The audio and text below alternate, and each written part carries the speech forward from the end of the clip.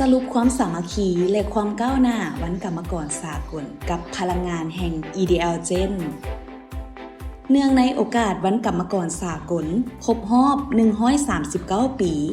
พวกเฮาบริษัทผลิตไฟฟ้าลาวมหาชนหรือผอฟฟลขอสบายดีและทรงความเคารพรักอย่างสูงสุดแด่บรรดาทาน พนักงาน และกรรมกรทุกๆท่านคือพลังขับเคลื่อนที่แท้จริงเป็นผู้อยู่เบื้องหลังความสว่างไสว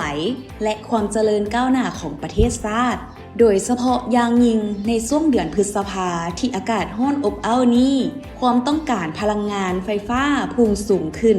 แต่พวกเขาก็ได้เห็นถึงความอดทนความมานะและการทุ่มเทแรงกายแรงใจของบุคลากร EDL Gen ทั่วประเทศตั้งแต่เช้าจนแลงบ่ว่าฝนจะตกแดดจะออกอ้ายน้องพนักงานกรรมกรของพวกเฮาตามโครงการเขื่อนไฟฟ้าพลังงานน้ำทั้ง10แห่งทั่วประเทศต่างปฏิบัติหน้าที่อย่างเข้มแข็งในการผลิตกระแสไฟฟ้าส่งเข้าสู่ระบบสายส่งเพื่อเสริมสร้างและรับประกันว่าไฟจะบ่ตกไฟจะบ่ดับในช่วงอากาศที่ร้อนอบอ้าวเช่นนี้เนื่องในโอกาสวันกรรมกรสากลครบรอบ139 ปีนี้พวกเขาขอสรุปความภาคภูมิใจในพลังงานของพวกเขาพี่น้องพนักงานจากโครงการไฟฟ้าพลังงานน้ำทั้ง10แห่งเฮ็ดเวียกร่วมกันอย่างตั้งใจมีความสามัคคีอันแข็งแกร่งและเป็นหนึ่งเดียวพวกเขามีพลังกายพลังใจ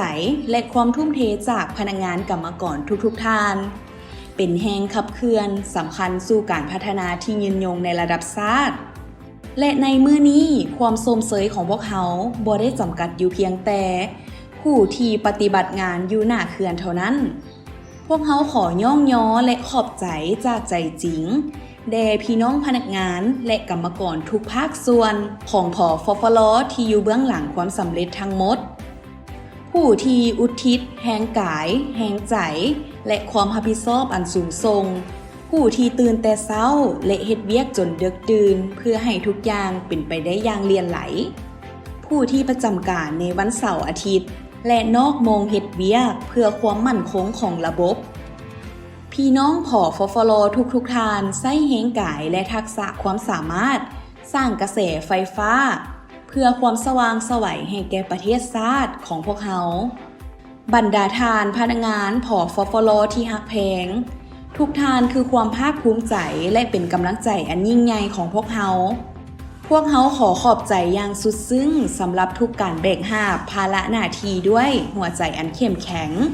ทั้งในเวลาที่ดีและในยามที่ยากลำบากเนื่องในโอกาสวันกรรมกรสากลครบรอบ139 ปีนี้